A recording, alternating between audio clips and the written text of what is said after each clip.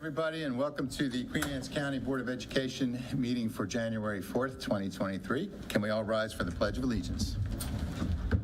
I pledge allegiance to the flag of the United States of America and to the republic for which it stands, one nation, under God, indivisible, with liberty and justice for all. All right. Let's see, Ms. Penny.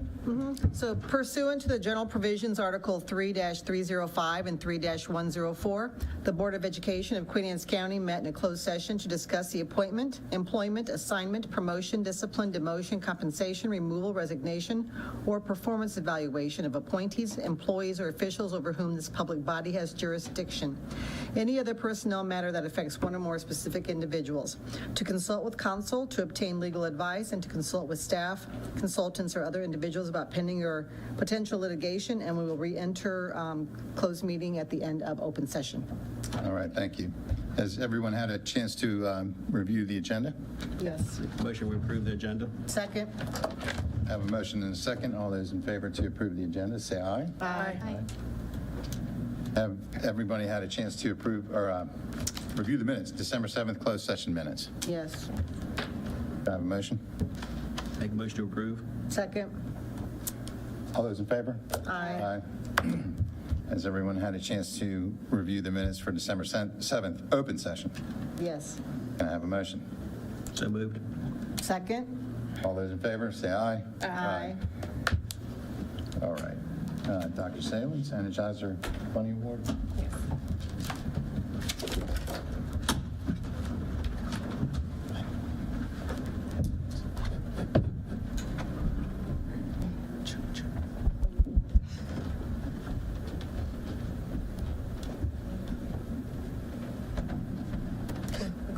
Good evening.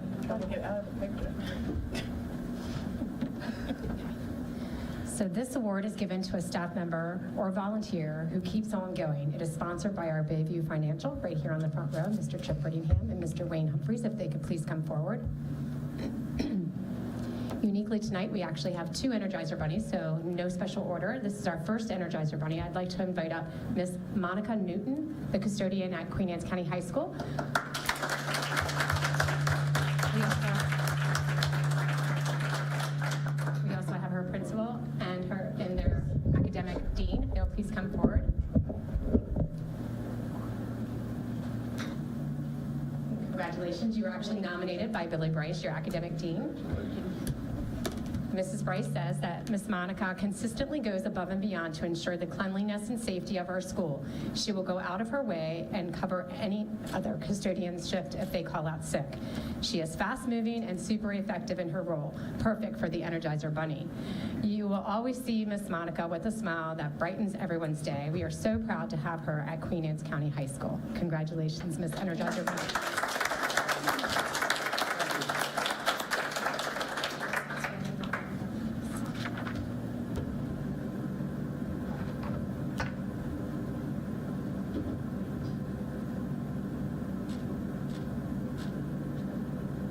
Sure, absolutely.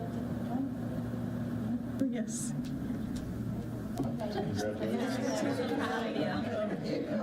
Congratulations.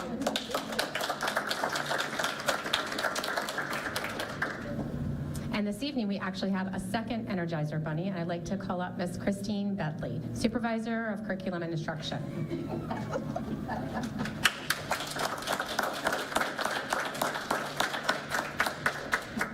Ms. Bentley was nominated by Dr. Marsha Spranko, our Assistant Superintendent. She'll please come forward.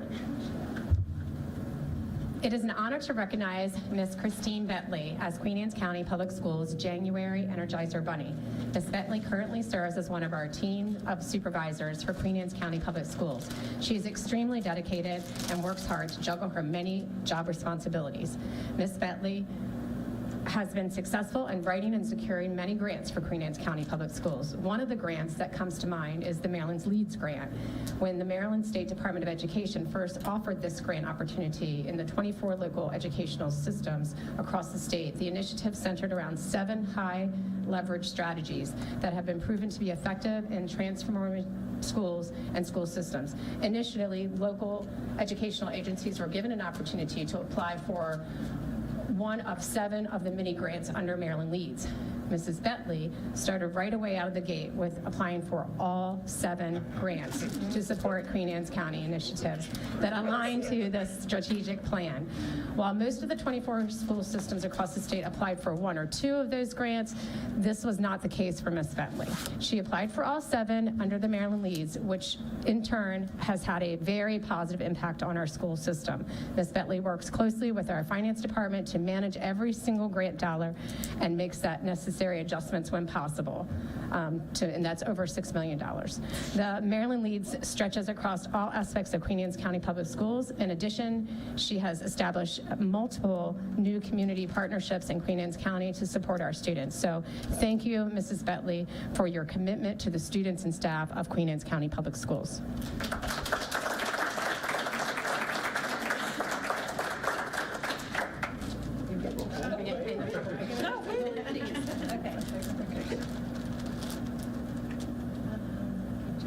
Just to the you three, yeah, to the right, just my right, your left. Yes, perfect. Thank you very much. And I'm assuming you don't have any family, because you didn't know about it, right? I don't think they'll come up. Oh, yeah. I didn't know. Come up, come up, come up. Please do. Where's your family? Come up. Felicia? Dr. Please, yes. It's your teammate. This is your teammate. This is your teammate. That's great. Thank you very much.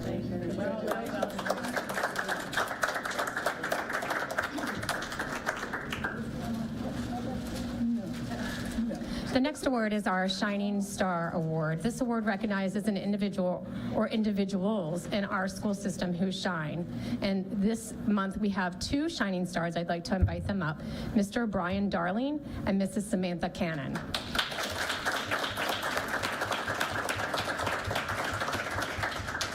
They were nominated by Billy Bryce, the academic dean. So I'd like for Ms. Bryce to come back up, and I know that their school principal is here. If he could come back to Mr. Schreckengosch.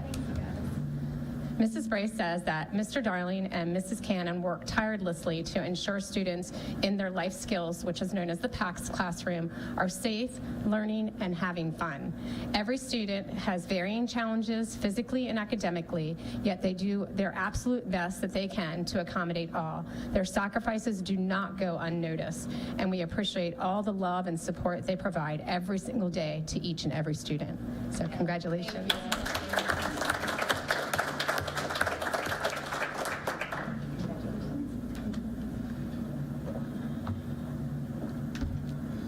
Thank you so much. Thank you.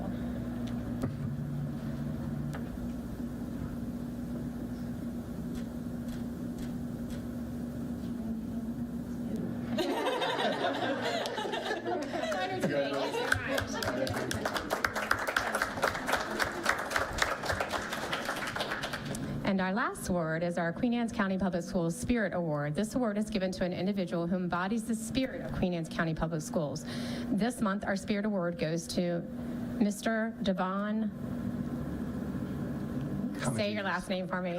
Comegys. I knew I was going to get it wrong. I was saving myself some pain there. So if you could please come forward.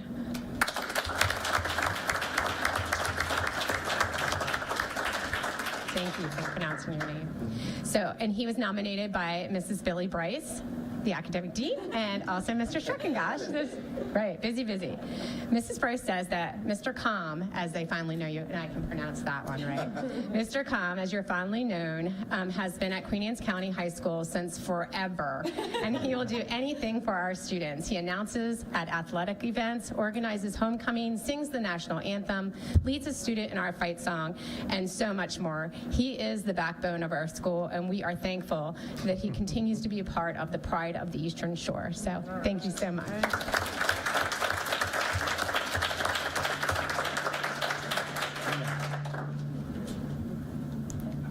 Get your family up. Yeah, let's get one. Yep. Awesome. Yes. Bring your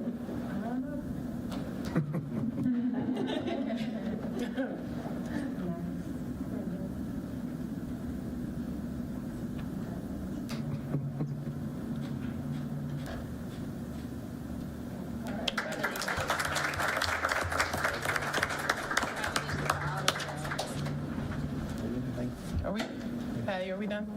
Okay, just making sure. Like, all head back. Don't follow right.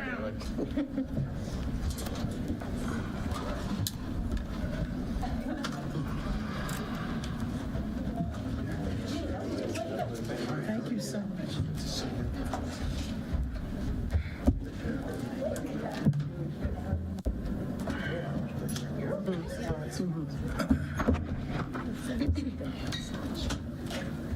All right, let them clear out.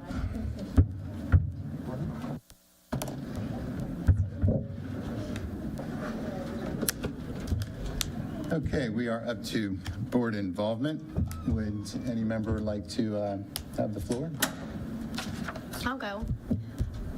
So I went with Dr. Salins yesterday for a tour of 8 of the schools. Thank you for taking me and showing me around. I had a good time getting to meet all the principals and seeing the layouts of all the schools. And then back in December, I did go to Sellersville Elementary School winter concert. And I have to give kudos to the staff because they lost their music teacher. So all the staff pulled together so the kids were able to continue with their winter concert. So that was nice. I attended a Christmas musical at Centerville Elementary School a couple days ago, before Christmas, and also with this commissioners meeting, they honored Dr. Salins as Superintendent of the Year. Thank you for being there. Anyone else?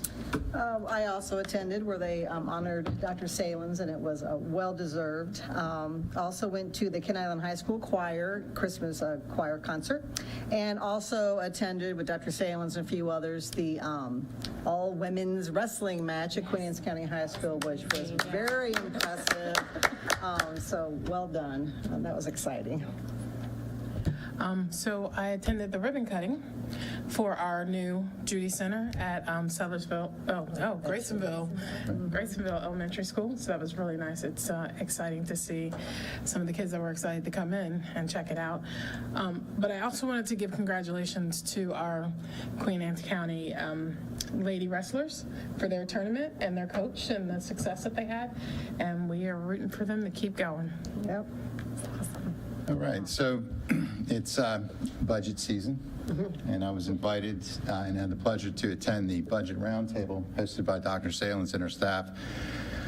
All of the high school principals were there, and the department and program heads were there as well, and they were discussing priorities for their schools and programs, and it was very interesting to watch, I have to admit, because you were trying to prioritize things that were already high priority, and not such an easy thing to do. But I was struck by the camaraderie in the room, and what really struck me was the amount of talents, leadership talent that was in the room, and the amount of dedication. It really drove it home why we are consistently ranked in the top school systems in the state. So we look forward to I'd like to get all those priorities approved in the budget, but I know that's not going to happen, and I trust Dr. Salins and her staff are going to do the right thing and put together a good budget for us to approve, hopefully soon. And that's it. Dr. Salins? Yes. Oh, I'm sorry. Is it student board members? All right, I'll go first. So for the coming month, we have state testing began today, and it runs through next week. January 16th is closed in honor of Dr. Martin Luther King Jr. January 19th through 20th is final exams and 1 p.m. dismissal for students. January the 23rd through the 24th is professional development days. January 25th, semester 2 begins. January 30th, superintendent's roundtable meeting at Queen Anne's County High School. January 31st, the Sudlersville Middle School scheduling night will be hosted at Queen Anne's County High School at 6:30. And February 1st, the Centerville Middle School scheduling night will occur at Queen Anne's County High School at the same time. Both evenings will there be tables set up in the lobby where all the clubs will be shown off, and the middle schoolers will be able to see presentations done by the school. So we're really excited for that. I would just like the board to know that throughout this week, the constant conversation has been about the new furniture. So we thank you for all the new furniture that you guys have helped funded. Everybody's like, let's go try out the new furniture. Let's go. So we got people going in different classes to go try it out. So we really do appreciate it. And we are excited for basketball season, for wrestling, excited to beat Kent Island. Mr. Johnson. I'll talk about it later. Not much happened in the month of December. It wasn't very busy. I believe the highlight of the month was the break, of course. At least it was for me. In the first week, we did have a dance concert, which was hosted at our auditorium in Kent Island, at our high school. Shout out to Ms. Wright. She did a fantastic job choreographing the dances and as well as organizing the whole event. We also had a few band and choir concerts in addition to that, holiday themed. As far as sports, last night we faced QA in Annapolis in ice hockey, and we came out on top with a score of 13-9. Wow. Throughout the month, as Austin mentioned, we will be having state testing. We'll also be taking finals on the 19th and 20th, both days being 1 p.m. dismissals. Following that, we will transition into the second semester when we return to school on the 25th.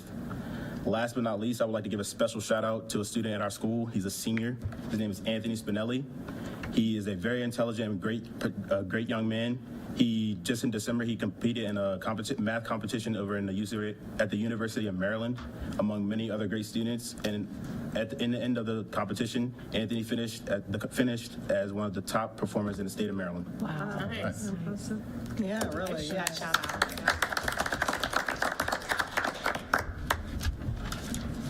Dr. Salins. Okay, usually I don't have any slides, shows, or whatever, but I have to do this, and you tried to steal my thunder. That's okay.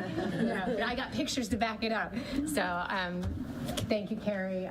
Yes, I can't thank you enough for, approving our use of funds to be able to update furniture at Queen Anne's County High School. I know that Mr. Schreckengosch did a great job last year of stating his case. He literally, during the budget roundtable, brought in props because he brought in folding chairs that students had to sit in. And you can imagine being in school all day and not being in furniture that's really conducive to learning is not what we want for our kids. We can do better. So we're focusing on a budget where we can replace furniture on a cycle instead of trying to do it piecemeal at the end of a year. And so long overdue. Thanks to Mr. Schreckengosch and his staff and Sid and his staff who came together over the winter break for multiple days to weed out furniture that simply wasn't appropriate for our students anymore and to implement furniture. And we got some pictures to prove it. These were some of the classrooms prior to obviously what our students were using as high school students. And then if you go to the next one, you can see these desks are amazing. They actually brought in desks for students to test out. So they didn't just arbitrarily pick furniture for high school students. They let the high school students make the choice of what they felt was best for their needs. They weighed in with the staff and together they came up with this. These desks can be configured anyway, from single to double to tris to quads, into rows that actually don't row. They actually kind of curve out so that it gives you an auditorium feeling of where you can see. It's amazing, the configuration for these single desks. And if you keep going, we didn't just purchase these types of desks for classroom use, which are extremely functional for academic teaming and such, but we also purchased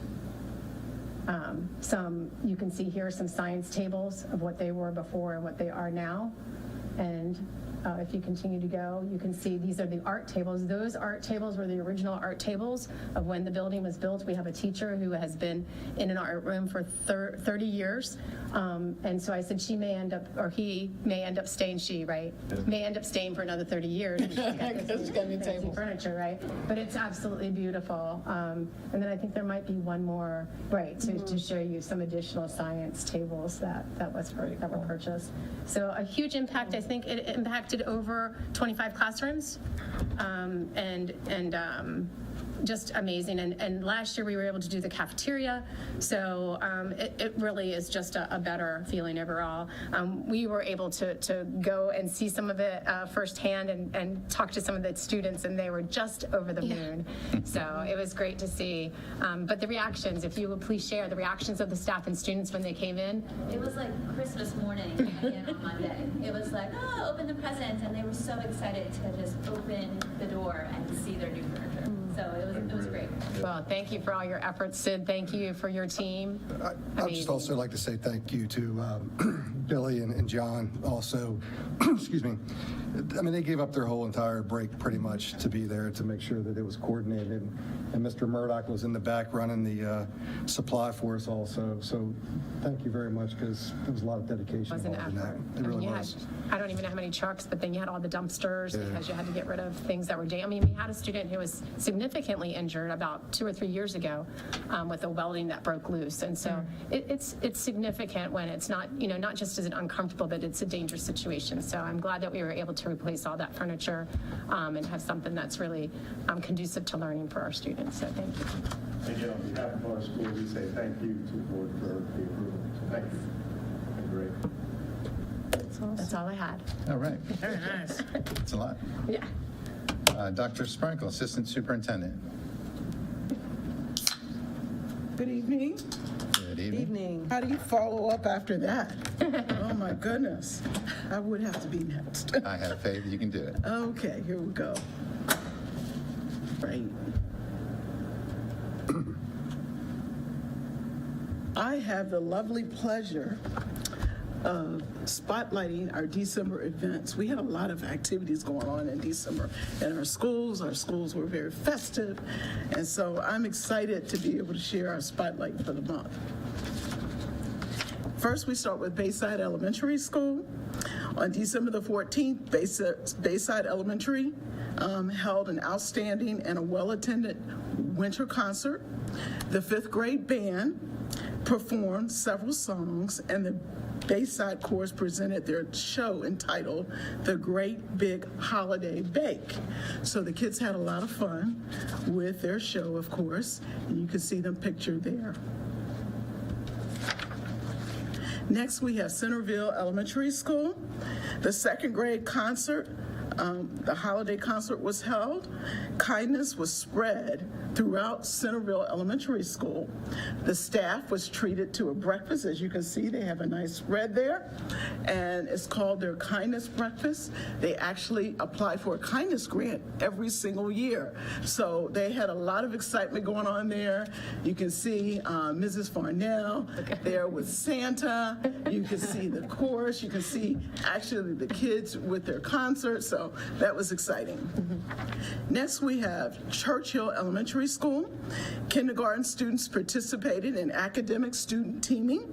The students in all grades enjoyed working in teams to accomplish their learning goals. So kudos to our kindergarten students at Churchill Elementary School. Next, we have Graysonville Elementary School. Mrs. Tubman, principal, and Mrs. Rhodes, assistant principal, visited classrooms in costumes, playing holiday music, and delivering holiday gifts to the teachers and a small little token or treat to the students. So they had fun, of course. Students voted on the staff member with the ugliest holiday sweater. I bet that was a lot of fun. Students participated in puppy paw holiday shopping for their families. Kennard Elementary School. 4th grade students, as well as the band and choir, performed a variety of songs for their parents, staff, and peers in their winter concert. Dr. Salen spent the morning reading to students, and boy, I know she had lots of fun doing that. I was there as well, but I was in another classroom reading. So the kids seem to enjoy those books. So it's always exciting when we can get back to our schools, because it just keeps you centered to where you need to be. Ken Island Elementary School. December's Win the Day students are pictured. Queen Anne's County Retired School Personnel Association provided gloves, mittens, and candy canes to all of our pre-K students at Kent Island Elementary School. Also, board members, there's a hyperlink that's there that I'm sure you will take an opportunity to take a look at. It is enjoyable, so I won't tell you about it, so we want you to take a look at that hyperlink. Next, we have Mattapique Elementary School. Over 250 attended the winter and band choir concert. The American Legion provided flags for each student so that they could cheer on the wreath convoy heading to Arlington Cemetery as a part of the Wreaths Across America event. What a special, special event. The holiday shops returned courtesy of their PTA over at Mattapique Elementary School. Next, we have Sutlersville Elementary School. The school sponsored 120 families for Christmas at Sutlersville Elementary School. I think that deserves a round of applause all by itself. Students enjoyed performances by Sutlersville Middle School string students in their theater classes. The 3rd and 4th grade students had a winter concert as well. Next, we have Centerville Middle School. Students showcased their creativity during the SGA-sponsored door decorating contest. The band and choir filled the school with singing and music as they prepared for the holiday concerts and parades. The science team made the Breezeway bulletin board merry and bright with a lesson on electricity. Kudos to our staff at Centerville Middle School for making their school warm. Thank you. Next, we have Mattapique Middle School. Mattapique Middle School also participated in Wreaths Across America. A winter concert was also held. Next, we have Stevensville Middle School. Stevensville Middle School held a winter choral and band concert. Students earned Pirate Bucks to participate in a variety of events, and you can see them pictured there. Next, Sutlersville Middle School. The band marched in the Centerville Parade and performed their winter concert. The strings ensemble and chorus had their winter concert. 55% of the student body performs in one of these wonderful programs. Kudos to Sutlersville Middle Schools. Unified Arts, we just really appreciate that they have such a big program down in Sutlersville. Next, Kent Island High School. Kent Island High School, the global students prepared a presentation and performance on a country they researched. The football team played on the Naval Academy's field for the state championship game. First home swim meet took place. Select choir and band students performed holiday carols at the historic Christ Church in Stevensville. At Kent Island High School, student was accepted into the 2023 National Art Honor Society. The artwork was chosen from over 2,400 submissions. Congratulations to that student. Seniors won the Penny Awards sponsored by the National English Honor Society. Next, Queen Anne's County High School. Queen Anne's County High School had a successful winter dance performance. The staff at Queen Anne's High School had a Jolly Spirit Week just before the winter break. And you can see them pictured there. Sutlersville, okay, this is the Make a Difference Day, and it took place at Sutlersville Middle School. Thank you, Mr. Schiffinelli.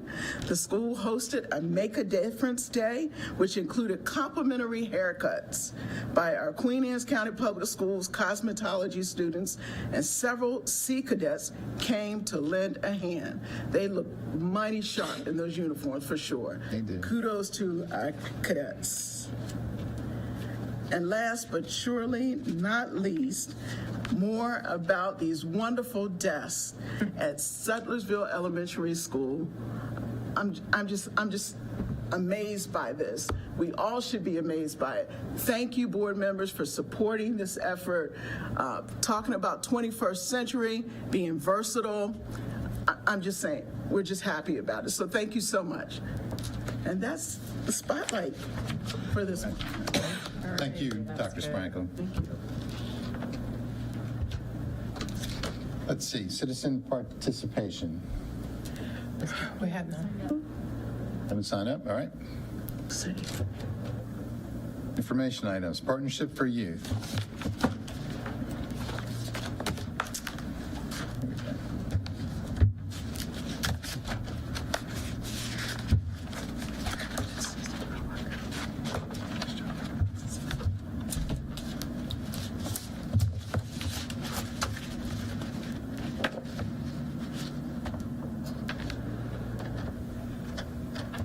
Good evening, Dr. Salins, board members, executive team members. I'm Christine Bentley. I'm the supervisor of Equitable Access, Opportunity, and Out-of-School Time programs. Tonight, I'm sharing with you the current state of our Partnering for Youth after-school programs. So Queen Anne's County Public Schools is able to offer after-school and summer extended learning opportunities through our numerous partnerships within the community, and in a great measure through our relationship with the Partnering for Youth Foundation that's managed through Chesapeake Charities. Queen Anne's County Public Schools Partnering for Youth, also known as PFY, has identified these priority goals in support of math achievement, academic support for closing achievement gaps, enrichment to support student well-being, and emphasis on activities connecting to STEAM, or science, technology, engineering, arts, and mathematics. Additionally, PFY supports teacher and student-driven interests through custom-designed activities, as well as assists in facilitating middle school athletics and theater programs. This fall, we have 4 different program offerings across 9 schools. We are currently serving 183 students in our elementary school programs and 145 students in our middle school programs. Our programs include our Project A to Z program funded by the 21st Century Community Learning Centers grant. This program operates in all 3 of our Title I elementary schools. This program provides a minimum of 1 hour of academic support and at least an hour of enrichment aligned to the PFY priority goals. The program is open to all students enrolled in those schools, and students who have been identified with having a need for additional support in math learning are offered first priority for enrollment. The program operates 4 days per week for 2.5 hours after dismissal, and participation is free for families. Our other elementary program is what we call the menu program, because its offerings are designed around the interests of students and the talents of the staff providing instruction. The activities in this program are most often designed and implemented by our existing school day staff, and we are privileged to have these amazing folks share their hobbies, interests, and expertise to enrich our students' extended learning. These programs are provided in our upper elementary schools. While it's our intent to have programs operating in all of our 3 upper elementary schools this spring, staffing challenges have prevented us from beginning a program in Mattapique Elementary this fall. So this fall we've had Bayside Elementary and Kennard Elementary operating.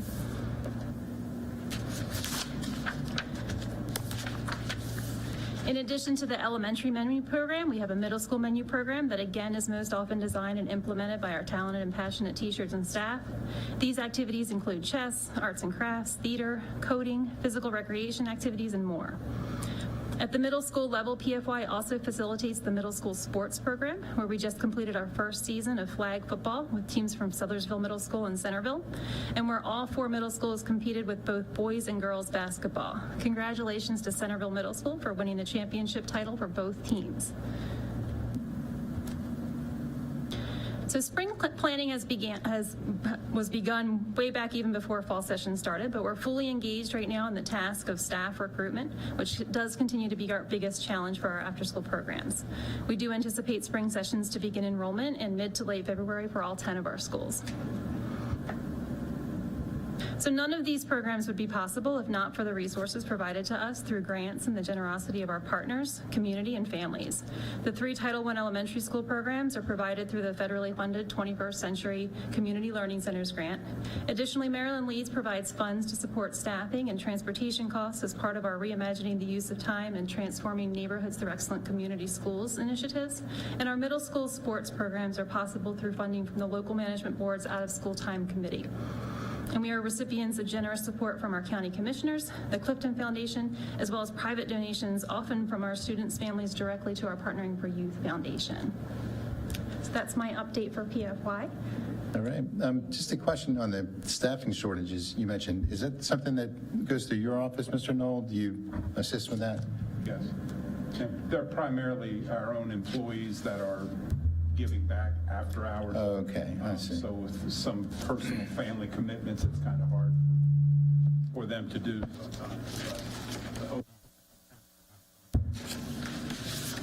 I got you.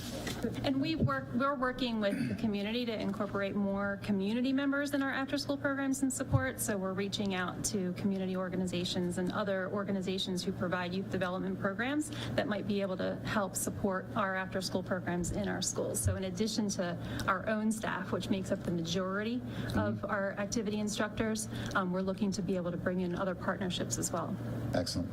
Are these volunteers, or are they paid? These are paid positions. So these are, for our staff, they're often an hourly stipend beyond what their normal salary, their full-time salaries are. Outside staff would be paid too? I'm sorry? Outside staff, if people Yes. came in, they So could Dr. Knoll also apply and work. Dr. Knoll would process them as employees, and they would become part-time hourly employees for the district. Cool. So I just want to say thank you. Last year, we did not have programming up and running, and every single student group that I met with, that was what they said was the biggest gap for them. When are we going to get it up and running? Why? I miss it. They feel connected. It's what they enjoy doing. So I can't thank you enough for all your time and energy that you put into making sure that our programs are up and running. I know staffing has been a bear, but you've worked through it. And I just can't tell you how much I know that the students benefit from all of your hard work. I really appreciate that. And I would say a lot of that thanks should go to, we have an amazing staff. Our Sudlersville Elementary school site coordinator, for example, Carol Byerly, she's been with the district for 2 decades, been with the PFY program, I think for 17 or 18 of those years. So we do have a very nice core of staff that is very dedicated to the success of this program, and our site coordinators are exemplary in that regard as well. So really it's teamwork. Teamwork. Well, I definitely appreciate all your time and energy and passion for what you do. Any other questions, board members? Thank you, Ms. Bentley. Thank you. Thank you. Okay, student enrollment 2022 and 2023.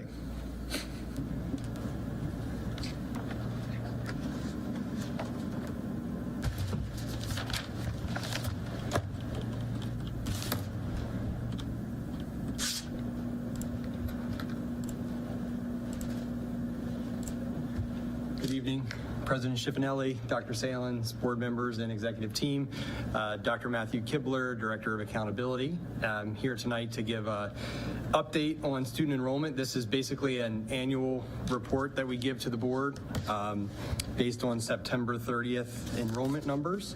And before we sort of dive into it, if it's okay with you all, I just want to thank Mrs. Jean Cardwell and Student Support Services, Mr. Christopher Brown in Accountability, as well as our school secretaries for school attendance. They are instrumental in, counting and tracking these over 7,000 students we have here. It's a big project, big undertaking as we get going at the beginning of the year, who we count, who we can't count, and things like that, and really appreciate them and their help in putting a report like this together. It's no small task. But tonight, really just to provide an overview of our student enrollment data as reported to MSDE. The September 30th count is the big day of the year for our official count of students. And to also provide you some data regarding students' home instruction in Queen Anne's County, the homeschool students as well. First, and there's a lot of different slides here. I'm not going to stop and talk about every single one necessarily. Multiple ways we can slice and dice and look at the students in the schools. This one happens to be the schools, total attendance, and then by grade level as well. we can stop and ask questions. I kind of wanted to get through the whole presentation and then offer some comments on some trends in enrollment and what we're going to expect moving forward. But this is one way to look at it. Another one I kind of like to start with is our overall enrollment here in Queen Anne's County. You'll notice we have each bar for the academic years has two colors. The blue represents our K to 12 students. The green represents our pre-K students. We do have the dip in enrollment from 2019-2020 school year to 2020-21, which I'd like to offer some comments about in a little bit moving forward. But I also want to talk a little bit on this screen about pre-K. You know, we're doing a lot of work in our pre-K program with the blueprint for Maryland's future. And while you won't necessarily see a whole lot of change year over year here in the total number of pre-K students, it's because really what we're looking at in this screen with pre-K, we're counting both the half-day students and the full-day students. If you remember, we've worked on a plan to increase pre-K. We're in the second year of a 3-year plan to get all of our elementary schools up to offering full-day pre-K. So that will affect funding as we get to that point. So that's a positive here. This is the chart of the actual full-time equivalent enrollment. You'll hear that FTE number as reported to the Maryland State Department of Education for state aid. So this is where our funding comes for just the kindergarten through 12th grade students right now. The pre-K students aren't counted in the same way for state aid. They're counted through the blueprint right now in a little different avenue. I'm interested to see, and I don't know if Ms. Towers has heard, if eventually we'll roll the pre-K into this, but that's not how that funding is working right now in the current. Here's our fall enrollment by school over the last 5 years. One thing to kind of remember here, and as we look at this same data with graphs, you'll see some overall trends in the elementary school ages going down over the last 5 years, and I've researched some birth rate data to back up why we're seeing that I'd like to share in a few minutes when we get through these slides.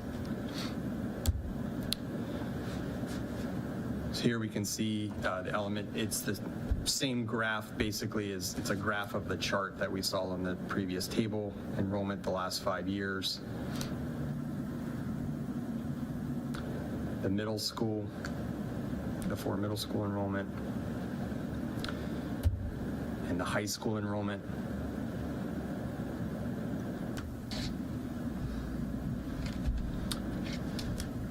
Total enrollment by ethnicity, by our student groups over the last 5 years. And then here we have our home instruction data by year. You can see this was not uncommon in the entire state. The COVID year, as we would call it, the 2020-21, large increase in the number of students going to home instruction. I did see in a report I was looking at that across the state of Maryland, 18,000 students that year left public education to do the home instruction. And then just the home instruction data by grade.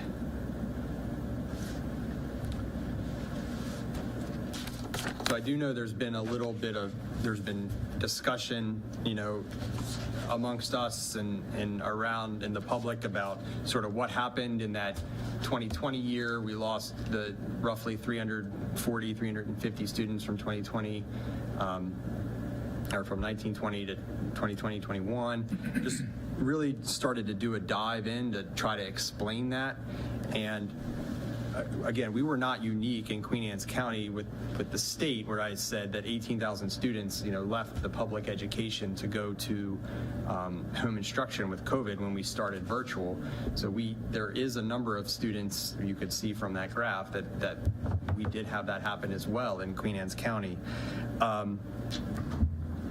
But that only accounts for about 1% of the student drop, so only about 70 students. The rest of the numbers we'll sort of talk about come from this public school enrollment projection report put out by the Maryland Department of Planning. They put this report out every year. This latest report is based on August 2021. And what we saw, total students that live in Queen Anne's County, a 1% drop from the 1920 to 2020-21 school year, and then another 1% drop from 2020-21 to 21-22. So that kind of explains, like I said, about half of that overall drop. So the question kind of becomes, what happened to the rest? Where are the other students? Did we lose them to private school? Are there just less students here? And so using that same report, we can kind of dive in and look at some more really interesting information. One thing that happened is really from 2002 to 2011, we averaged in Queen Anne's County about 500 births in the county. And then in 2012, that dropped down to only 450 births. And from 2012 to 2015, it hovered around that 450 number. 2016, it came back to 500. And then in 17-18, it went back down to like that 450. Now we're getting back to like 500.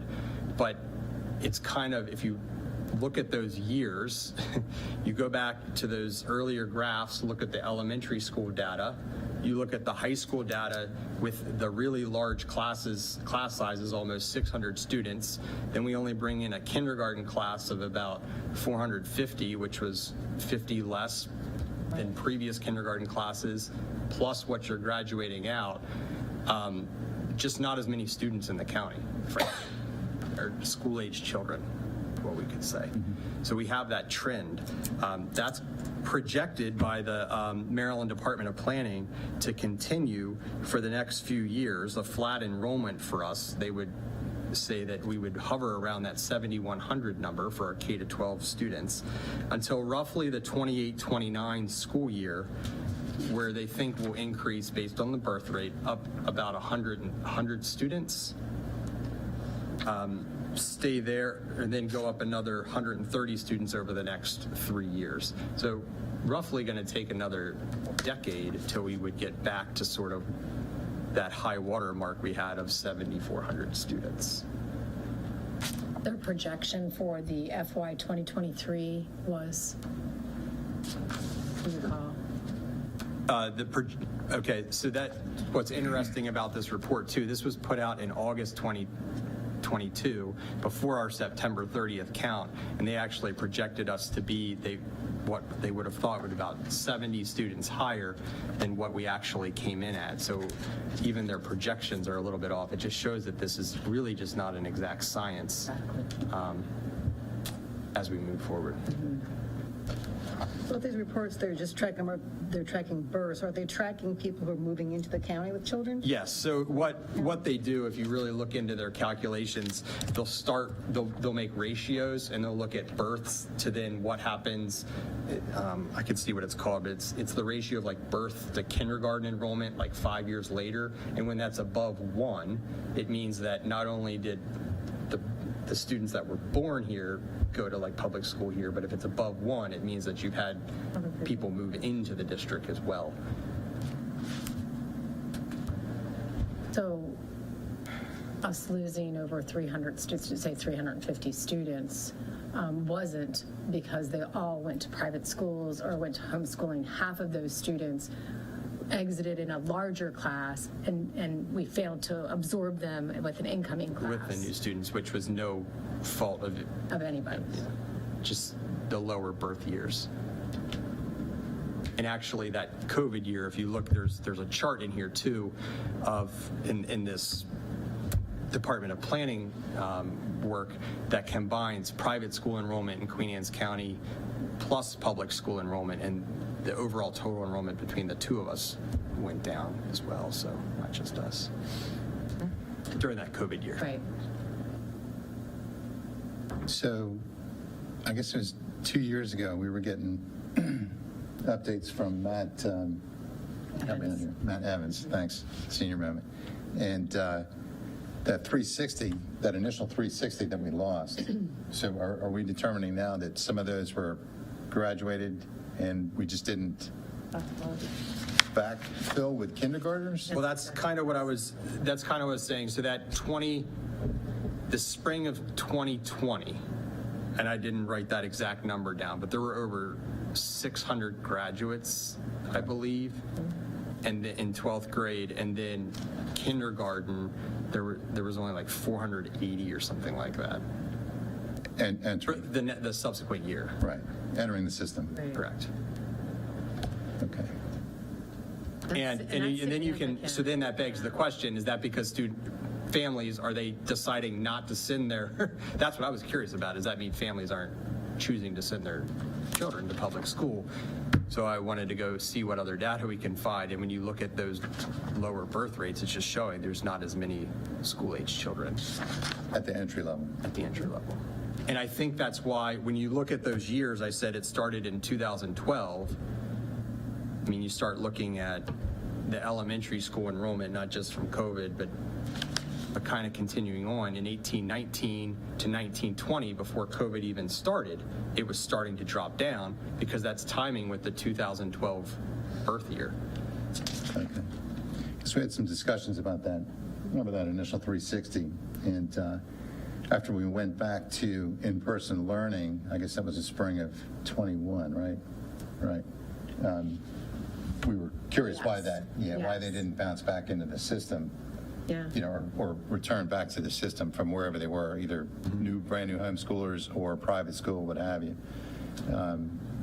Okay, so it's a little more positive than Yes, originally broadcasted. Actually, it really is. Yeah. I mean, that looking at the births was really interesting. That dip for that, what is, really 8 years with 1 year that was more quote unquote normal for Queen Anne's County out of the last 20 years. Sure. And actually what's going to happen, because we're projected to get back from 2018 on to that normal, this same report says that by the end of this decade, we'll actually have the greatest in the state middle school age enrollment bump, because we had that big dip from 2012 to 2018. So then as they start coming back, our proportion of students is just going to go back up. Does that report take into account the ratio of families moving into the county, like with new developments and stuff? Do they take that into So account? I didn't see that in sort of the year over year number of students they're projecting, but it shows up in those ratios when they look at the number of births you had 5 years prior to the kindergarten year versus total enrollment in the system. And that's when you get, as long as your ratio is above 1, it means you had folks moving into the district as well. And I think a big thing in Queen Anne's County, before the bubble broke in 2007, 2008, we were really growing. A lot of things were growing a lot in Queen Anne's County, and there's a big move, both sides, not to take either side's issue, let's slow it down. We don't want to grow this much. And that slowed everything down. And some of our bigger developments in the recent years, Allendale, Four Seasons, Symphony Village, are age restricted. Right. And I think that, good or bad, I'm not saying it's bad, I think we're getting more older families in. New families are coming older, not necessarily new younger families for what the housing market's giving us right now. And I think that reflects in the county's budget. When you look at our budget, used to be the big dog, and we're still the big one. But if you take EMS, fire, and emergency services, and the sheriff's office, they're getting close. All public safety. And I think it's just a trend in the way things are going. And I'm not saying good or bad. It's just the way things are going. Well, they are also saying that like 85% of the people who bought in Four Seasons moved from Queen Anne's County. They were already in Queen Anne's County. Right. They aged into Four Seasons, and the people who are buying the homes in Queen Anne's County, for those people, have children. Well, if they're moving out and somebody's moving in, have it all set. But I don't. That'd be a good thing for planning and zoning. And I think you keep track. They tell us numbers too. But Kent County's a perfect example. Hadn't grown over 100 years. Yeah. Look at their school system. 1,700, 1,800 kids total. Total. Right. And they're losing every day. Yeah, unfortunately for them. Which is maybe a good thing, you know, I mean, Yeah, that's. I do think sometimes, I mean, as we look at our new teachers coming in the door, that it's challenging for them to find housing here that is affordable, to be able to buy a house here that's affordable, and I think that that does impact that overall, and yet you do see the older population that's here that's more mature that could potentially move into the district as a retirement opportunity, and you think of now, you know, we used to think of retirement way out, but really it's that 55 years old, which to us isn't old anymore, right? I hope it's not old anymore. Right? So it's a little different than we used to think, right? What? Right? I've been out of high school 51 years. So, but I think there's a lot of dynamics that go into that. But I was absolutely, I think the data, you know, you have to do a deeper dive on your data, and you can't just take it at surface value. And, you know, why? What is the reasoning behind that our numbers have dropped? And I was a little bit relieved to know that half of that was not really a true drop in students that are out there somewhere that we can't get back is really the bottom line. And we worked with Mr. Evans' office on this, like Mrs. Cardwell that I mentioned, but I sort of wanted to bring a different flavor than just presenting our numbers, just looking at what we have, and my background's in research, so I wanted to see what I could do to try to explain what was going on with data that's available, and so that's why I'm here tonight. I appreciate that. Thank you, Abler. Thank you very much. Any other questions? No. Dr. Kibler, are you next? Blueprint? Yeah, I think I'm still here, so I appreciate being in the same Blueprint order. Comprehensive Plan Update, 6.03. So I did want to update the board with the blueprint. We've talked since I started here coming in. My position is to oversee the implementation of the blueprint in the district. We've talked a little bit about how the comprehensive plan was pushed back a year. We've had presentations on that. It was legislative change. I wanted to talk about, we're now in the year where we're actually going to have to write our first comprehensive plan for the blueprint. You might remember that when the blueprint came out, what was originally proposed is that we would write one comprehensive plan for the district that would last for the next 10 years, basically get us to 2032.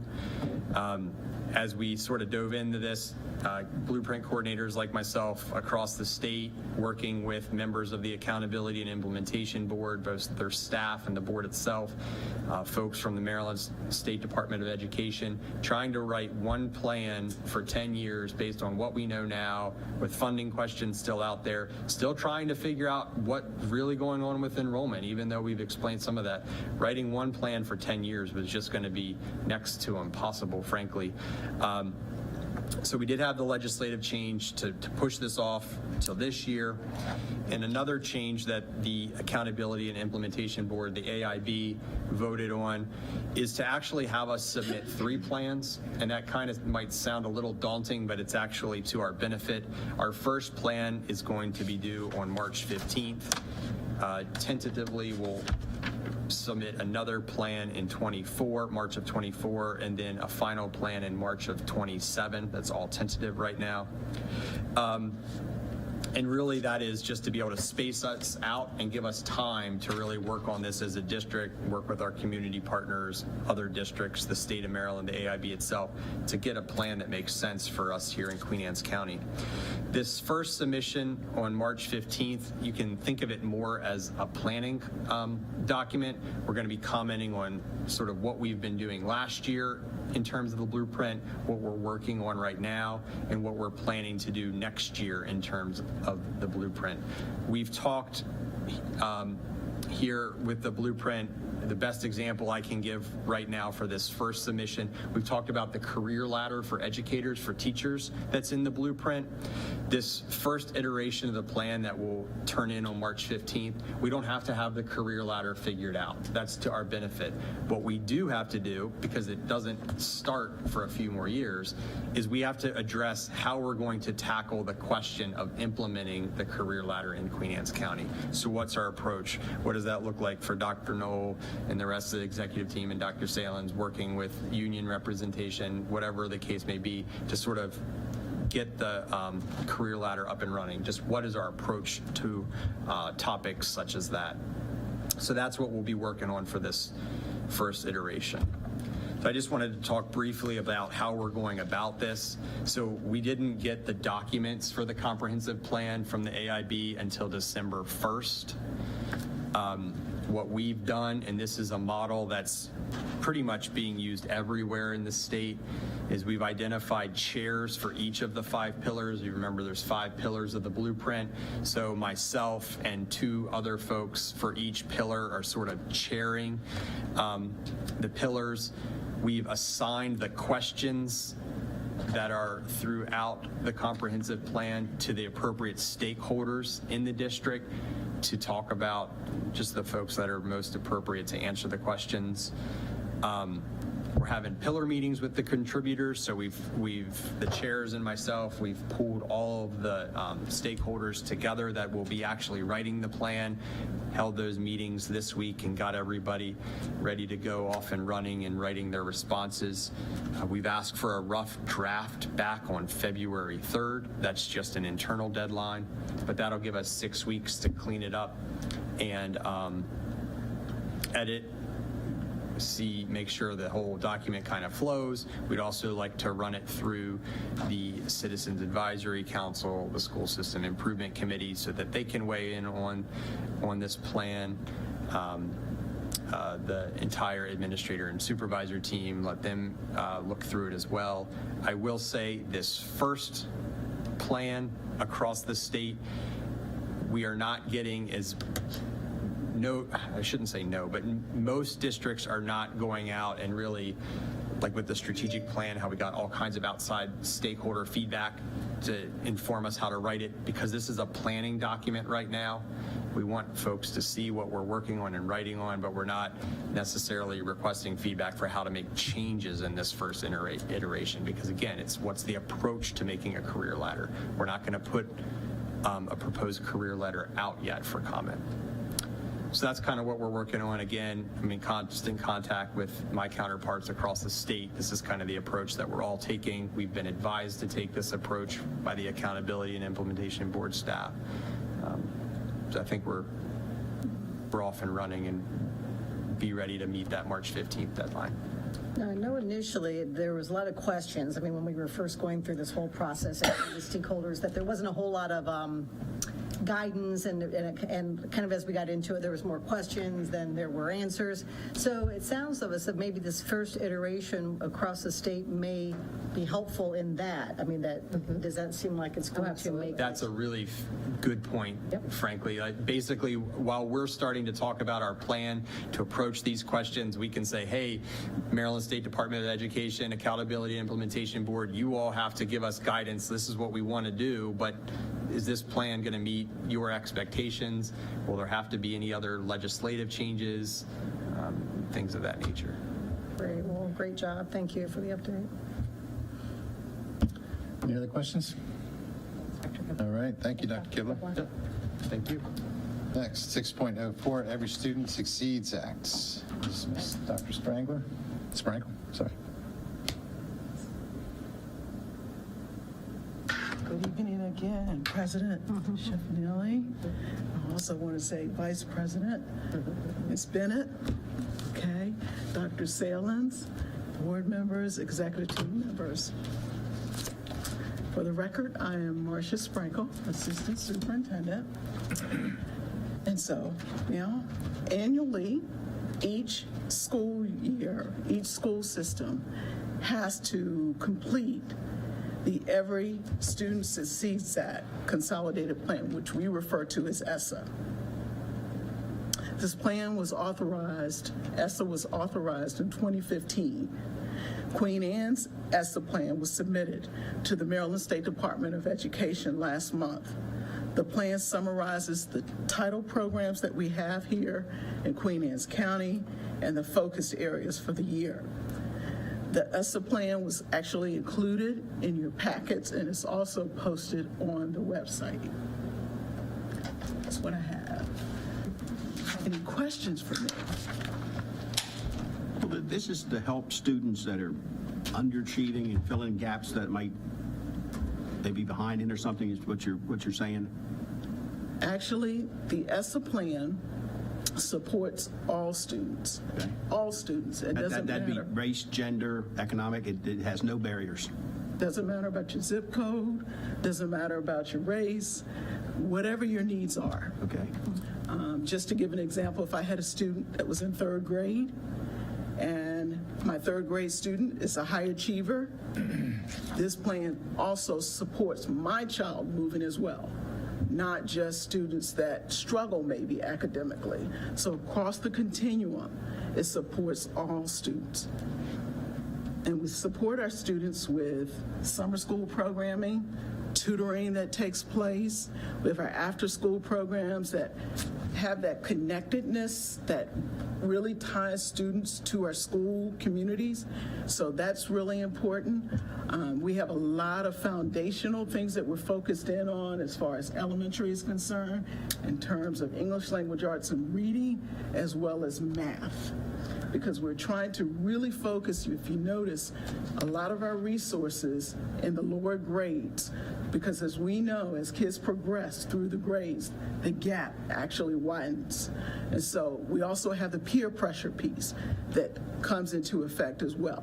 And so we try to avoid that. So Queen Anne's County, that's what we're trying to do with our ESSA plan, is really, really pour into our lower grades. So because a lot of times you hear about it's underachievers trying to get everybody up, but it's letting everybody go higher. And our teachers, if they see a student struggling, do they then contact a parent and say, maybe you should enroll in this program or get extra help, or do they? The school is like the first line. I'm going to tell you, the classroom teachers, also counselors, administrators. Sometimes the kids that we really want to be in these programs, we have to kind of like really invite them, like really seek them out. So we try our hardest to make sure that we get all kids that, you know, the programs is eligible, everybody is eligible for the programs, but there's specific students sometimes kind of shy away from the programs that might need the programs, so we actually push for them to come. So this addresses tutoring as well, I It sure understand, and all those programs to help lift up those kids that need it, but also the gifted and talented. It addresses that, so it is comprehensive. Absolutely. Correct. And world languages and arts, and I saw that in there. Absolutely. On the needs assessment, it talks about our iReady diagnostic data, which is something that we purchased for us to be able to get this information.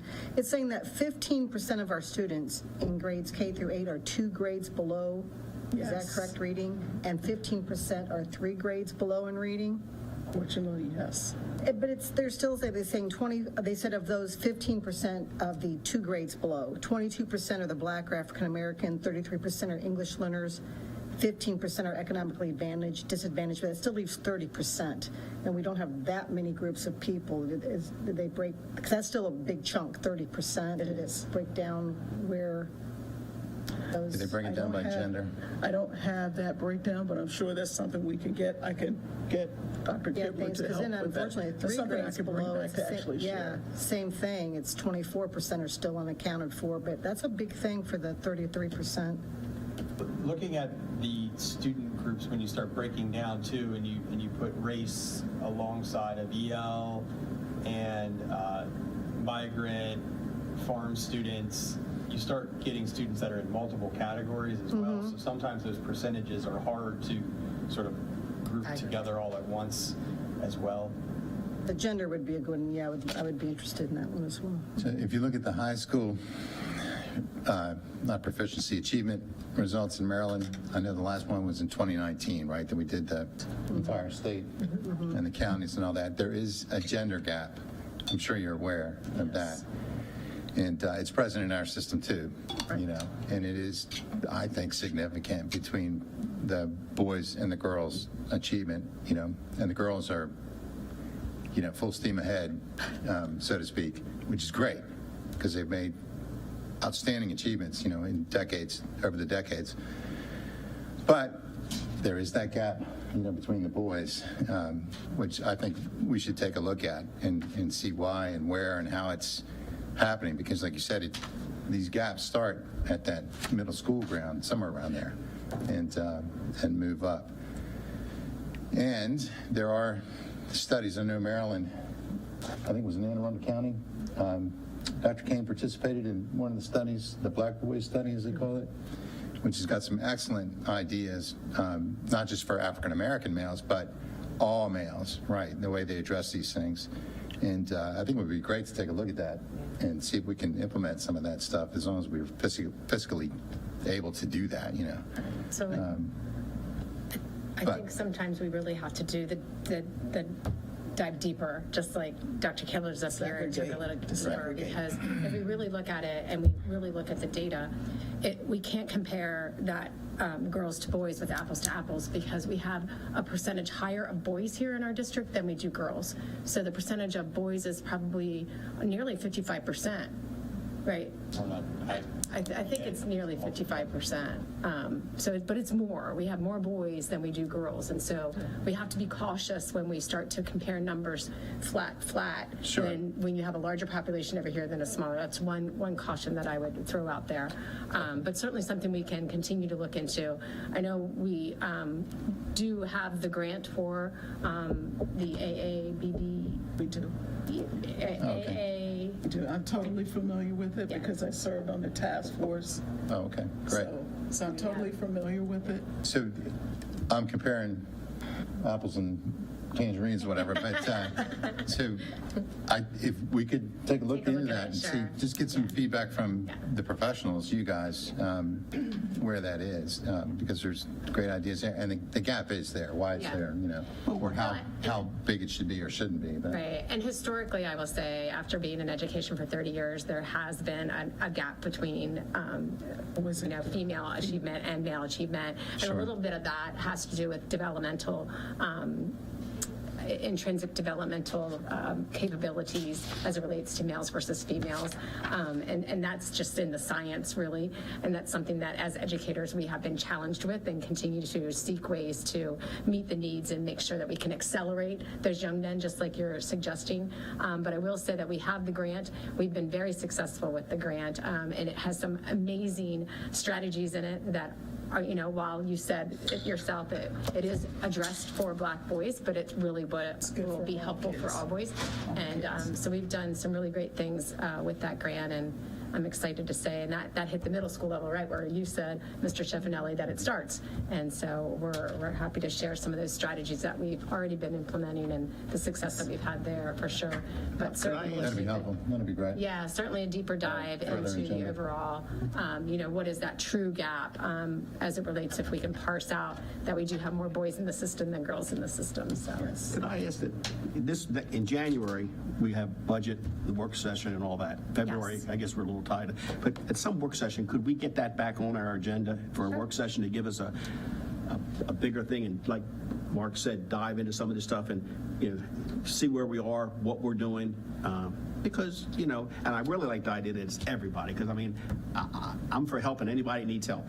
Right. But I also don't want to hurt the ones who are up top here. They should have as much to achieve, even go higher. Yes. Keep that bar, that bar.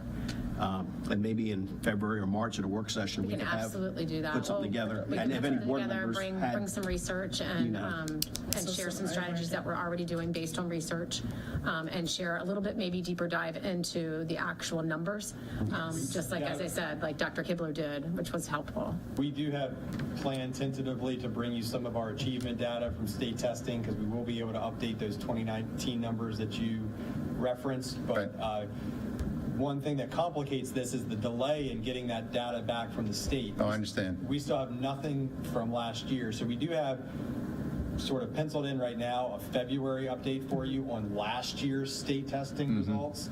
That's all dependent on if the state gets us the files like promised. So they took their achievement assessments, they just haven't released it at the state level, correct? Right. We did get a preliminary file, but I was a little concerned with some of the students that were still included on that. We noticed that some of the students that aren't with us in the system anymore are still in the file, as well as some students that are with us now that weren't our students when the tests were taken. Okay. So I would rather wait for sort of the complete picture. Sure.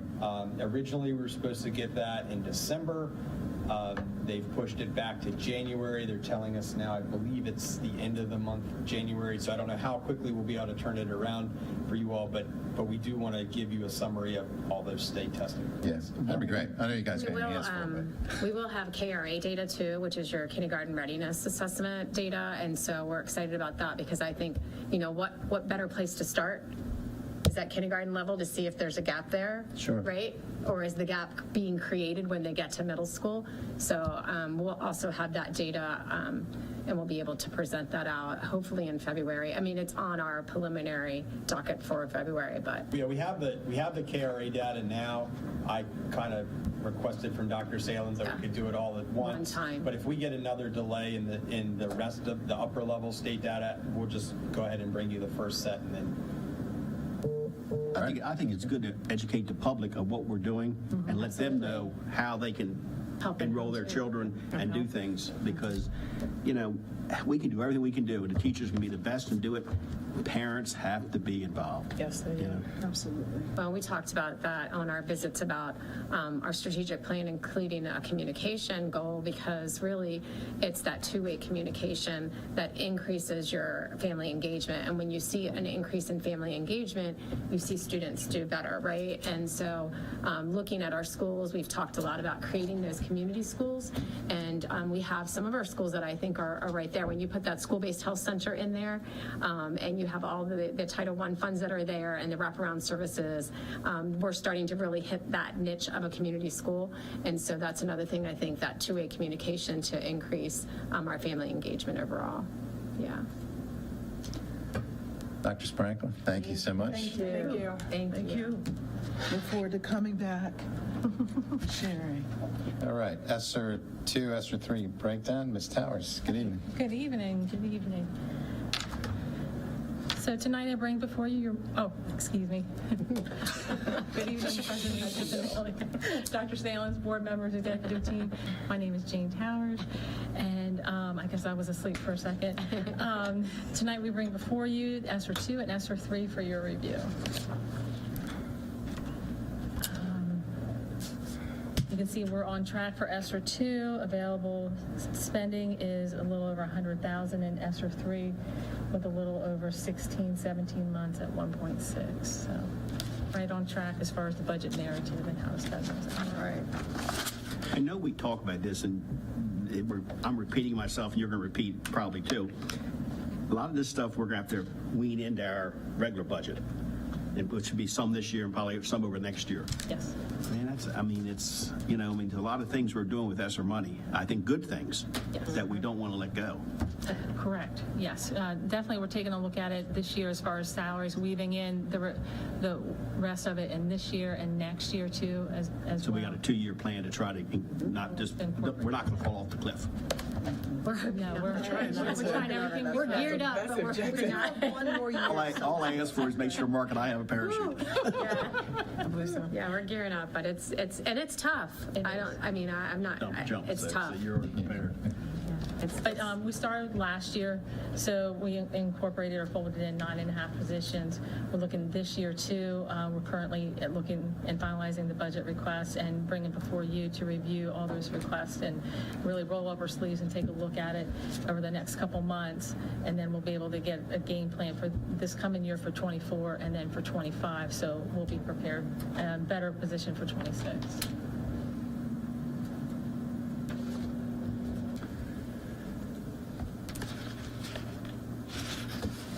Up next on the other one is our monthly, keeping us on track. Keep going. All right. Our monthly expenditure reports, one in summary and one in more detail for your review. Any questions? Well, one summary, nothing's over 100, so that's good news. Exactly. Furniture now is a zero. Get our furniture. All right, any other questions, comments? Thank you. Thank you, Ms. Towers. Thank you so much. And All right, do we want to take a break or keep on? keep on pressing on. All right. Can we release Student our board members, do you guys want to stay on for the excitement, or? Here's your chance. All right. Time to go. Of course, you can go anytime. Anytime. Right, yeah. I'm glad you're staying on. This is good for them to hear. All right. current board action items. 8.01, Human Resources and Substitute Bus Driver Report. Mr. President, I move that we accept the HR report as presented. Second. Have a motion and a second. All those in favor say aye. Aye. And that moves to 8.02, new cafeteria serving lines, new walk-in refrigerator and freezer combo. Kent? Yes. Kennard Elementary. All right. Good evening, President Schiffinelli, Vice President Metley, board members, Dr. Salins, executive team. For the record, my name is Sid Pinder, and I am filling in for Ms. Hickey and Ms. Poland tonight. I am here before you to seek approval of a contract to remove and replace the cafeteria serving line and equipment at Kennard Elementary School, along with demolishing a portion of the exterior wall at Kennard to make an opening for a new walk-in refrigerator and freezer that will tie into the building. This would utilize the Sourcewell National Contract Intergovernmental Cooperative Purchasing Agreement, with Visual Contracting being the lead in this. We would also install a ice machine along with a water filtration system. Kennard Elementary School is the only school that we have that does not have walk-in refrigerators or freezers. They're all reach-in. This will enable us to install those and also provide a little bit extra space for the cafeteria staff in there. The original equipment installed in there was like 1999, 2000. So as you recall, I was before you a few months ago seeking the same thing for Bayside. This falls within our facility assessment category of where we have the buildings ranked in priority. The amount for the contract is $240,427.73. We did add a 5% contingency fee on there just for any unforeseen issues. Again, when you start kind of poking into a wall, you don't really know what's behind there. For a total of $252,449.11. This will be out of the food service fund balance that we have. And as you recall, we received a higher reimbursement rate during COVID for meals, so we do have to keep, there's a minimum and a maximum level for food service required by MSDE, so this will enable us to stay within that threshold. Any questions? When's the scheduling of it? Summer, this summer? Or? This is something we're going to try to go ahead and do during the spring. We're going to try to knock it out on the weekends, or if we can take down one serving line. Same thing with Bayside that we're doing. And then it's all going to depend on the lead time for equipment coming in. But we might get it done before school. Yep. Mr. President, I move to approve a contract with Visual Contracting to remove and replace existing cafeteria serving lines and equipment and demolish a portion of the exterior wall of Kennard Elementary School to make an opening for a new walk-in refrigerator and freezer, which will tie into the building, for a total amount of $252,449.11, which includes a 5% contingency, and budget sources food service fund balance. Second. All right, we have a motion and a second. All those in favor say aye. Aye. Thank you. Okay, next. Another contract approval, ProCare Therapy Speech Pathologist. Good evening, President Schiffinelli, Dr. Salins, board members, executive team. For the record, my name is Jolene Smith. I'm the supervisor of special education. I bring before you this evening a contract for ProCare Speech Pathology. This is for a virtual speech pathologist for 3 days of the week to provide services at one school.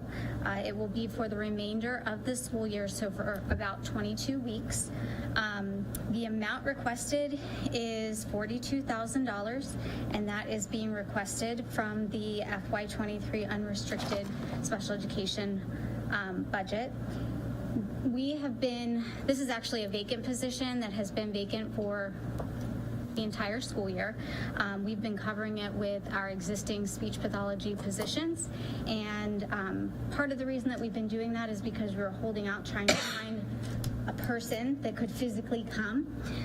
Unfortunately, we've not been successful in finding a person, and we've gotten to the point, middle of the year, we are in full swing with assessments and service delivery, and our speech pathologists are sitting at about 10 additional caseloads than they would normally sit, just because we're kind of covering this need. So it's really kind of paramount at this point that we go ahead and fill that with the virtual services. We have used virtual services before, and we've met with success in that arena. So I don't have any concerns as far as that's related. So this particular contractor, there's no contractors that will give you any in-person. They don't exist in the state. Actually, one of our counterparts currently, of their entire speech pathology fleet, if you will, they only have one in-person provider, and all the rest of their services are being provided by virtual services. So they're in very high demand, and since COVID, it's not unheard of to provide services virtually, and so we're seeing more and more people that are really kind of just saying, this is the way I want to do things, and we're kind of at their mercy. So this would be for one school, 3 days a week, and 21 hours per week. Is that what 21 hours per week? Correct. At $90 per hour. Mm-hmm. This particular contract also comes with all of the technology that's needed to deliver the service. So it's not utilizing any of our existing hardware. They bring the hardware in for us. So that's kind of an added benefit to this particular company, VocaVision, that is not an added cost. Okay, do I hear a motion? Any more questions, comments? Second? I didn't move. Oh, That's not a motion. what? He's looking at me like, Looking at everybody. Do I hear a motion? Well, I move to approve the contract with reservations for Procare Therapy for speech and language services in the amount not to exceed $42,000 from fiscal year 23 unrestricted operating budget special education contract. Second. All right, we have a motion and a second. All those in favor say aye. Thank you. Have a nice evening. You too. Thank you. All right, next up, lease purchase agreement, 8.04. Good evening. Once again, tonight I bring before you a lease purchase agreement for 2 Thomas's special needs school buses. These were brought to you in the spring of last year for your letter of intent.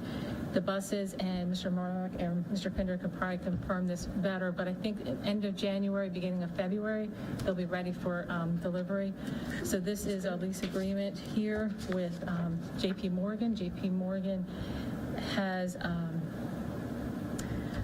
provided us a contract where we can piggyback off of with Caroline County Public Schools. It's a 10-year annual payment at $29,605.75 per year. The budget allocation for this is $30,000. So we save some money. This is a little bit quicker than they thought, wasn't it? I mean, wasn't it seem like it was a longer lead time initially? Than, No. I know it's longer, really. This is by the time we get the Time buses, it will be 11 months. Oh, wow. So production goes in the end of January, 4 weeks, and then the bus arrives, but you still have to put cameras and all that on there. Okay. Nothing I've ever seen before. I mean, it's crazy. Well, Mr. President, was there any other, I'm sorry. And the life expectancy exceeds 10 years, so. 15 years. Yes, sir.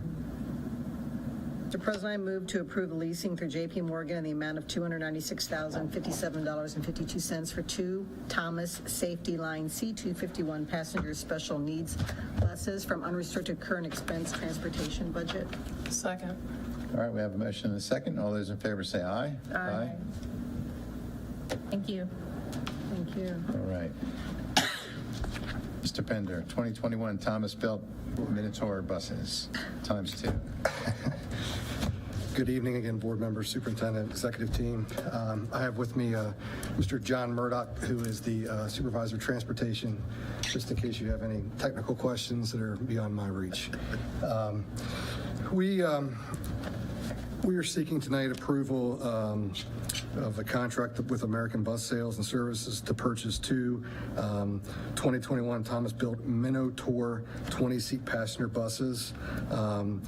We would be utilizing the Frederick County Public Schools contract, and this is a pretty unique opportunity where another school system bought too many buses for what their needs are. And we were kind of capitalizing on their mistake, which could be beneficial to us. And I know that for years, Mr. Smith has always asked for smaller school buses, and I've always said no. But these school buses now are designed to meet MSDE, MVA regulations with their chassis. The safety features are all the same. This would be a great benefit for using in Baltimore City and some of the other areas that it's more congested. They do not have lifts on them, but the students that we are transporting to those particular schools do not require it to have a lift. We are looking at being able to purchase the two for $146,000 out of FY23 year-end funds. I will say this, we're trying to be on a cycle, a plan of two buses a year. If you look out at our plan, 15-year plan, at one point, we're due 8 or 9 at one time. So we're trying to spread that out so it's not a large hit at one particular time. Did you want to add anything about the bus? And no, I mean, the Minotaurs, they're placard, Maryland State placard to be a school bus, so they meet all the crash test ratings of a school bus. So it's not a minivan modified to carry kids or anything. It's a miniature school bus. A lot easier to get around the cities too for some of your guys. Right, it'd be perfect fit for our county. I have to ask, is it better on fuel? I'm assuming because it's not as large, So the weight isn't as heavy. It'd be most of our buses are diesel buses. This would be a gas bus. Okay. These two are gas buses, so there's the age-old argument, which one's better. Okay. So yeah, I mean, I think there'll be a Equivalent anyways, Right. if not better. Right. Okay. Yeah. The upgraded options, what was that? Was that the cameras and stuff, or what's our 6,000 upgraded options? Our requirements of what we spec out are higher than a lot of other counties. Just our safety requirements of what we want on the bus. We do go, above and beyond what is asked of just because of the safety options. We're getting that credit, that used bus credit right on, took care of it, all right. That's a pretty reasonable price. I mean, It is. Oh my gosh, one that's bus almost costs that. Yeah, yeah, you're right. Yeah. Did we put cameras on those buses? Yes. Side cameras still on those buses? Yeah, we'll put, yep. They'll all be fitted the same way. These will have the same equipment that every other school bus has. But I think the key is the safety features that they now have on there. All right, board members, any more questions? Mr. President, I move that we accept a contract with American Bus Sales and Services to purchase two 2021 Thomas-built Minotaur 20-seat passenger buses in the amount of $146,000 from fiscal year 23 year-end funds. Second. All right, all those in favor say aye. Aye. Thank you. You're welcome. Thank you, Mr. Murdock. Thank you, John. Thank you. Mr. Murdock. Thank you, guys. All right, 8.06, Enterprise Fleet Management. Yes, good evening again. I have with me Ms. Bailey Elliott. She is the Client Strategy Manager for Enterprise Fleet Management. And we are seeking approval tonight for, thank you, appreciate it. With Enterprise for our Queen Anne's County Public School District Fleet Management. Basically, we're intergovernmental cooperative purchasing agreement with Sourcewell Contract 060618-EFM. And for those of you that don't know, we have 26 maintenance custodial transportation vehicles that we have. Out of those 26, we have one that is a 1997, one is a 1999, and one is a 2000. Out of the 26 vehicles, we have 5 that have over 200,000 miles, 12 over 140,000, and 14 are over 15 years old. We previously used capital budget to ask the county every time we've needed to replace a vehicle. We have since decided to go with the operating budget to have a more steady, reliable source to provide for those vehicles. With that being said, it's just like we want to get it on a replacement cycle with our, security cameras with interactive boards. Same similar process. This would be, like I said, if it goes forward with the enterprise fleet. Currently, Howard County, Caroline County, Wycomico, Cecil, and Kent County all use enterprise. So I don't really want to take away from your presentation, Bailey. Go for it. No. So you're taking it away. My turn? Yes. Okay, cool. Hello, good evening, everybody. I've taken it from everybody else. Dr. Salins, Mr. President, and everybody else on the board. Again, my name is Bailey Elliott. I'm with Enterprise Fleet Management. And as Sid said, I am the Client Strategy Manager on behalf of Queen Anne's County Public Schools. I am in charge of working with other government entities and commercial entities basically to help reduce their total cost of ownership as it relates to their fleet of vehicles. I have been working with Sid and Jane over the last year, evaluating the fleet of your vehicles in terms of acquisition, maintenance, fuel, and resale values. And for all the 26 vehicles, we put together a 10-year plan that says if the plan was followed, we saw over $300,000 in savings over that 10-year period, which is why Sid is recommending today that we move forward with utilizing Enterprise Fleet for any and all vehicle needs moving forward. And there's a lot that I can talk about, but I figured it might be best if you have questions just to kind of hit me with them, and then I'll go from there. So if anybody does have questions. So what you're basically doing is supplying us with vehicles in the most efficient manner. Correct. And you've looked at this, Jane, and Sid, Mr. Pender both looked at it, Ms. Towers. It makes economic sense for this county to utilize this service. Yes.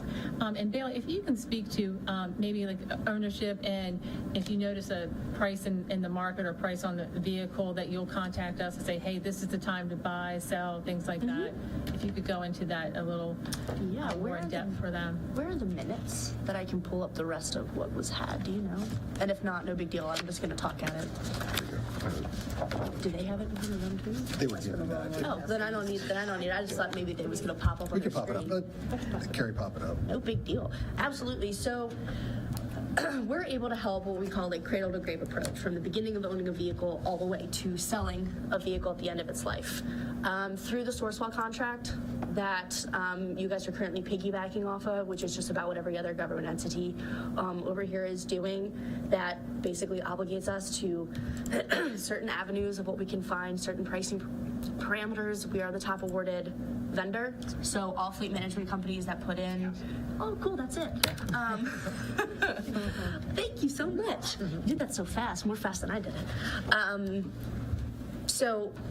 Basically, we are using Sourcewell for these vehicles, so we are able to order a vehicle a couple different ways. We can factory order it, or we can go through a dealership. Doesn't really matter which one. It's really about whether time is more important, or if we want to project out to the future, which is arguably the better way to do things, right? Because you're able to build a vehicle, customize it exactly the way that you want to, then take delivery in the future.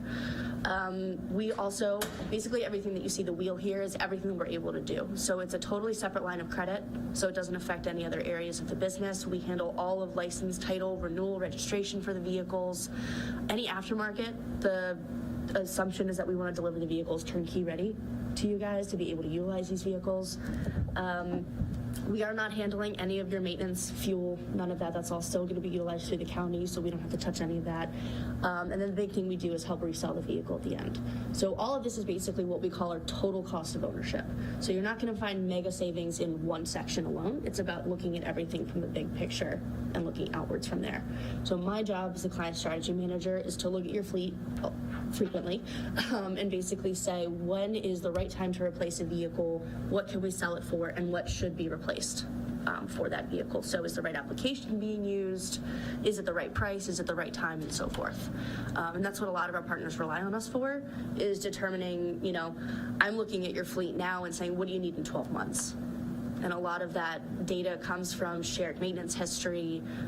My knowledge of the industry in terms of vehicle pricing and availability is huge. As you know, things have been really challenging, basically in every facet of the world recently, and the vehicle industry is no different to that. Vehicle prices are rising, part costs are rising, labor is rising, and everything's shortage. There's a shortage everywhere, but the demand is going up. So my job is to help with those projections and say, how can that benefit you guys, and what do we need to move faster on and capitalize on more money, and what should we maybe slow down on and wait for the market to pick back up. So there's no one right answer for how the fleet should be run and what vehicles should be replaced and when. I look at it on a per vehicle basis.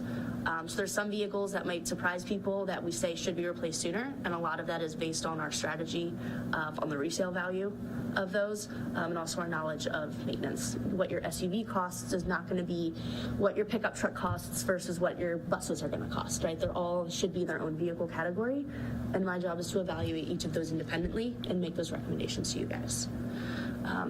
I'm trying to move as fast as possible. Sid, Jane, and I had 6 meetings talking about all of these things. So Sid mentioned a few of our partners, Wycomico County, their school system, Somerset County, Town of Denton, Town of Federalsburg, Talbot County, Town of Easton are all more that are starting to utilize something like this, and the whole objective is to do more with less. So if you're looking at buying a vehicle cash for $30,000 or making a once-a-month payment for $1,000, you've now freed up $29,000 in that 1 month that you could spend anywhere else that you want, or you could further the fleet and freshen that up more. It's entirely your decision of how you want to spend your money. My job is just to say, here's what it would cost, over time. It looks like you had a question, Ms. Bennett. I have a quick question about the accident risk management piece. Is that insurance piece, or is that something different? Yeah, it can be if you want it to be. It's the same thing. It's like an a la carte with our maintenance and our fuel. We do have a physical damage where if you would prefer, instead of going with either MABE or legit, MABE, if you wanted to use our physical damage and bring everything under one umbrella, we're happy to do so. Or if you have a really, really high deductible and you want to look at us for accident management where we help subrogate for the one-time claim, we have that option. But right now what we're looking at is just for the purchase and... Purchase and resale. Yes, ma'am. Thank you. Yeah. Thank you. And aftermarket, but yeah, those two pieces. Great, thank you. Yeah. For resale, do you guys use auto auctions, or does Enterprise have personal ways they... Auction is pretty much a last resort for us because it's so unpredictable what you get that day. So the only time we really go to auction is if a vehicle is totaled or it's incredibly old and we're just not getting a lot of hits. But our office is in Linthicum, right by BWI Airport. The process for resale is basically we will pick up the vehicle for you guys or tow it if necessary, bring it back to our lot. We only sell to independent wholesalers. And it's not like an auction where it's discounts and if you buy a lot or bulk selling, anything like that, it's one by one by one. Any vehicle that we sell on your behalf, you get the proceeds back. So if you want to roll that proceeds into the vehicles to just lessen the monthly payment, we can do that. If you want us to cut you a check and you can use it anywhere else within your budget, we can also do that. It's entirely your decision how you spend the proceeds coming back. Obviously, we'll ask you every single time how you want those funds applied. Yeah. Ms. Towers, you said this is already budgeted. So we already have a contract that... We have a line item in the budget that's available, correct? It's probably too simple a question to answer. We're going to save money. Yes. But I know you want to make money. Yes. How this is is there a quick scenario of how this works? Yeah, sure. Yeah, we have a management fee that's built into the lease of every single quote for the vehicle, so it's not an overall, here's the enterprise money, it's based on a per vehicle basis. Okay. So it's just our management fee, and it's a one line on there. So you only get paid when we buy or lease something? Yep, at the delivery. So you ordering something does nothing for me, it's only when the vehicle gets delivered. So you got to get us something. Only when it's right for you guys. The way that I'm gonna make more money, and this is fine because this is by getting more of your business. Right. Yeah. Getting one vehicle or two vehicle from you guys does absolutely nothing for me. But if I'm able to obviously get your entire fleet with us, then that makes more sense. But the only way you're gonna do that is if I earn your trust and if it makes sense. So it hurts me in the long run to make a poor recommendation because then you're gonna realize it was a bad recommendation and then you're gonna stop using me and then you're gonna tell every other county that I just mentioned that I made a terrible recommendation and all of a sudden I'm out of a job. You're getting paid for performance. Correct. Yes, absolutely. Yeah. Yeah. What other questions? Nothing else? Do we have a motion? Mr. President, I move that we approve enterprise for the Queen Anne's County Public School District Fleet Management. No dollar amount is based upon the board-approved budget allocations and how well she does her job. All right, we have a motion. Do we have a second? Seriously. Second. Okay, motion is second. All those in favor say aye. Aye. And next we have Enterprise Fleet Management, Ford F-250, Now we're down. Series XL. Which is doing nothing, there's just one right now. Good evening. This is the start. This is the start. Got to start somewhere. Doesn't get any money until that's delivered. Correct. That's right. Correct. Bailey and I are back again. We're seeking approval tonight for at least for a Ford 2022 model F-250 Series XL 4x4 regular cab truck. This would be through Enterprise Fleet Management to maximize our vehicle fleet, to replace the supervisor transportation's vehicle, which it says 9 there. It's actually 13 years old, and it has over 220,000 miles on it. If you're looking at it, the monthly payment through the Sourcewell contract of 030122 would be $1,239.71. That does not include any trade-in of any of our vehicles yet. That price will go down based upon that. And within that price is also a snowplow that goes along with the F-250. Mr. Murdoch is usually the first person on the road at 4 o'clock in the morning. And in order to benefit the school system and having the parking lot cleaned and the bus yard, we're seeking to utilize that option. As you know, Parks and Rec does our grounds. It takes care of our snow plowing, but there's only so many vehicles out there. This would give us 3 snow plows in the fleet to help maximize getting down to Bear Service and getting the students back into school. Any questions?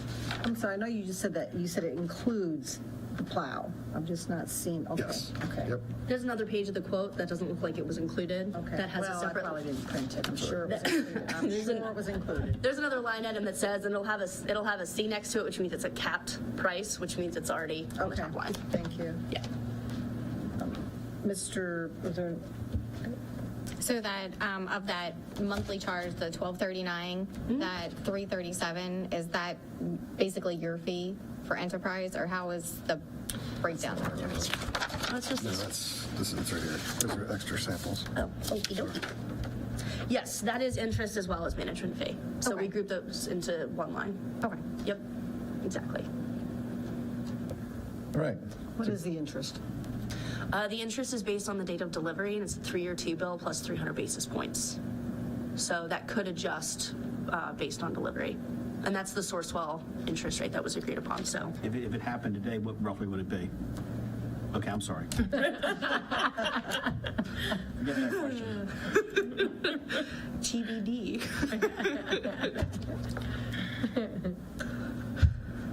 Going once. Any other questions? Pretty close to this, I'll say, Mr. Smith, because this was quoted a couple weeks ago. All right. Can we have a motion? I move to approve the fleet management lease for Ford 2022 model F-250 Series XL 4x4 with snowplow, regular cab truck, in the amount of, a total amount of $66,024, and it'll be $1,239.71 monthly rental, using the unrestricted current expense transportation budget. Second. Very long motion. Okay, motion is second. All those in favor say aye. Aye. Thank you for your partnership. Thanks, guys. Yeah, absolutely. Thank you guys for having me. Very nice to work with. We appreciate your efforts. Absolutely. All right. Anybody sign up for citizen participation? Seeing no one. Moving on. Future meetings. Our work session, next one is January 18th. Oh, we got a budget meeting the 11th. Work session. Work session on January 18th, and our regular meeting will be next month, February 1st. Do I have a motion to adjourn? Actually, move into closed session. Thank you. Yeah, move that we close open session and move back into closed session. Second. All those in favor say aye. Aye. All right. Good night, everybody. Thank you. Take a 5-minute break. Take a 5-minute break.